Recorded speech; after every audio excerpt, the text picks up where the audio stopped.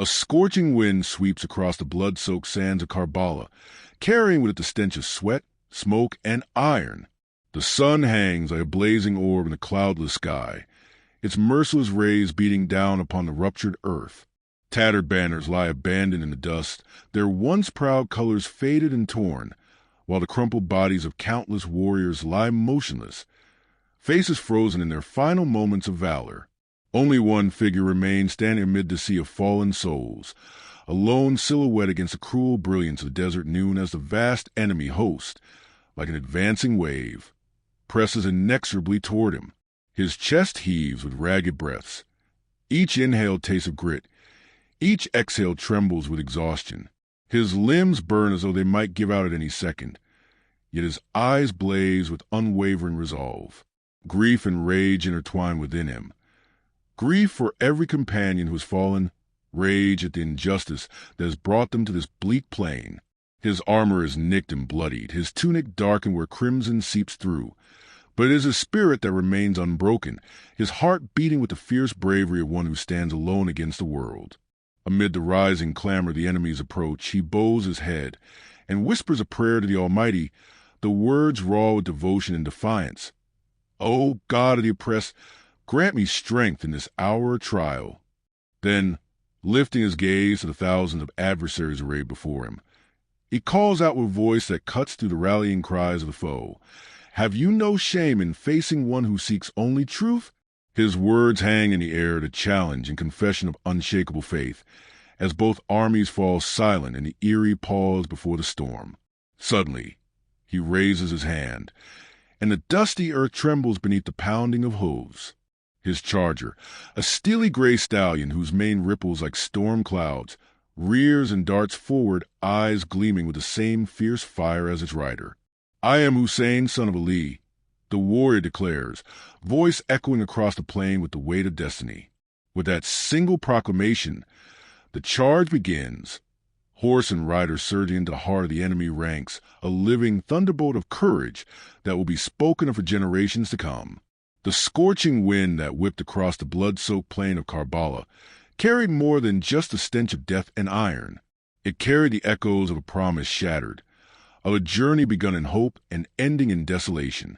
As Husayn, son of Ali, bloodied and alone, felt the vast enemy host press closer, the cruel brilliance of the desert sun seemed to dissolve, replaced momentarily by the cool, shaded courtyards of Medina a lifetime ago. Beginning of the story. The scent of jasmine used to hang heavy in the Medina air, sweet and comforting. Husayn would walk the familiar paths his grandfather, the Prophet Muhammad, peace be upon him, had walked, the weight of legacy a mantle worn with quiet dignity, not yet the crushing burden it would become. News traveled slowly then, carried on the parched breath of desert winds. But when it came, it struck like a physical blow. Yazid, son of Muawiyah, demanding allegiance, not just to a ruler, but to everything Husayn knew was poison. Tyranny cloaked in piety, the transformation of the caliphate into a hereditary kingship dripping with corruption. The letter, its stark words, felt like ashes in his mouth. To swear fealty would be to betray the very essence of Islam his grandfather had brought: justice, compassion, the rejection of oppression. Silence, too, was complicity. The son of the daughter of the messenger of Allah does not pledge allegiance to the son of the murderer of the companions, he had stated, his voice calm but resonating with finality that echoed in the suddenly still courtyard. The air crackled, the comfortable peace of Medina shattered. He saw the fear flicker in the eyes of some, the calculation in others. Loyalty was becoming a dangerous luxury. Whispers began, urgent and hopeful, borne on secret routes from Kufa. "Come to us, O son of the Prophet. We are without an imam. Let us. We pledge our swords, our lives to you." Thousands of letters, they claimed, signed by men yearning for justice, for the light of the Prophet's household to guide them. Hope, fragile yet potent, bloomed amidst the thorns of Yazid's threat. Was this the hand of the Almighty? A path to avert bloodshed, to restore the true path? The decision to leave Medina was a rending of the soul. He gathered his family, his sisters Zainab and Kulthum, pillars of fortitude. His sons, Ali al-Akbar, the image of the prophet in his youth, and Ali al-Asghar, still a babe in arms. His brothers, Abbas, the lion-hearted, ever loyal. His nephews, Qasim and Muhammad, bright flames of youthful courage.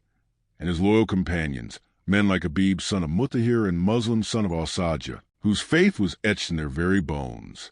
To stay was death or dishonor. To go was a perilous leap toward an uncertain shore, guided only by faith and the desperate pleas from Kufa. The farewell to his grandfather's grave was a private agony. The cool stone beneath his forehead offered no solace, only a profound weight of responsibility. "Forgive me, grandfather." The unspoken words hung heavy in the sacred silence. "If I fail, if I lead them into darkness." He kissed the grave, the scent of damp earth and stone a stark contrast to the desert journey ahead. Leaving Medina felt like tearing a piece of his own heart away. The desert unfolded before them, vast and indifferent. Days bled into nights marked by the rhythmic plod of camels, the murmur of prayers, the soft cries of children lulled to sleep under a canopy of indifferent stars. Hope, kindled by the Kufan letters, was a fragile flame.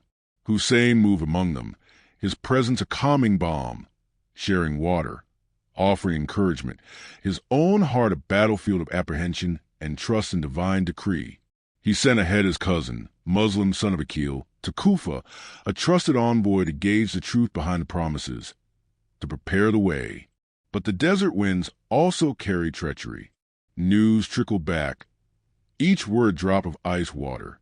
Yazid's governor in Iraq, the ruthless Ubaydullah son of Ziyad, had slithered into Kufa like a venomous snake. Terror became his weapon, promises of reward for betrayal, threats of brutal punishment for loyalty. The city that had clamored for Husayn now cowered. Muslim son of Akil, isolated, hunted, found shelter only in the home of a lone, brave woman. His last stand was a desperate, heroic fury in a narrow alley, overwhelmed by the very men whose letters had pledged allegiance. His final message, carried by a loyalist who miraculously escaped the tightening noose, reached Husayn on the road. "The people who betrayed you, turn back. Do not come to Kufa." The words landed like a physical blow. The fragile flame of hope guttered and died, leaving only the cold ashes of betrayal. They were already deep into the journey, exposed on the vast plain. Turning back meant being hunted down like desert gazelles. Pressing forward meant walking into a trap. The faces around him, his family, his loyal few, reflected the dawning horror. The children sensed a shift in the adults, the tightening of jaws, the unshed tears. Zainab's eyes, usually pools of serene wisdom, held a new, fierce depth of foreboding. It was near a place called Huzum that the first glint of hostile steel caught the sun. A contingent of soldiers, 1,000 strong, led by her son of Yazid al-Riya'i, blocked their path. Dust rose in plumes from their horses' hooves.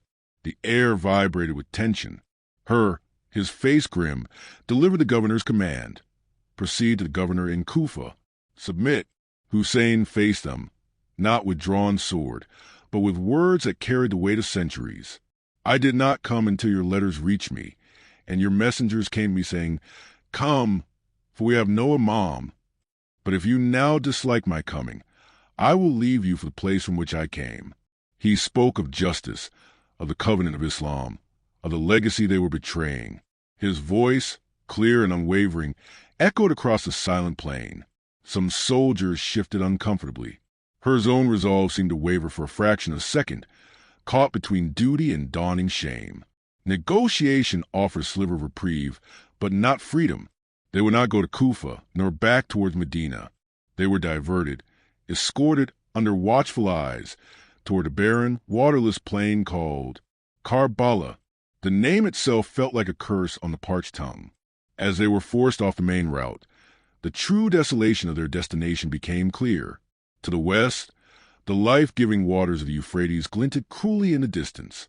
Ahead, only dust, hard-baked earth, and the relentless sun. They arrived as the sun began its descent, casting long, distorted shadows. The land was utterly exposed, offering no shelter, no shade, no water. The soldiers fanned out, a tightening cordon, cutting them off completely from a river. The reality was inescapable. This was not a detour. It was a killing ground chosen with cold precision. Husayn looked at a small camp, the women hastily trying to erect flimsy tents against the encroaching dusk. The children cried with thirst after the long, waterless march, the loyal companions scanning the growing enemy ranks with grim determination. The vast, hostile emptiness of Karbala pressed in, a stark, silent witness to the injustice unfolding. The siege had begun. The sun dipped below the horizon, plunging the plain into a twilight thick with dread. The distant glimmer of the Euphrates, a mocking promise just out of reach. The wind, picking up, carried not the scent of jasmine, but the dry, choking taste of dust and despair. The true test, the slow, agonizing suffocation, was just beginning. The night in Karbala was not a respite, but a deepening chill of dread. The flimsy tents, huddled together like frightened birds, offered scant shelter from the biting desert wind that now carried the first whispers of winter.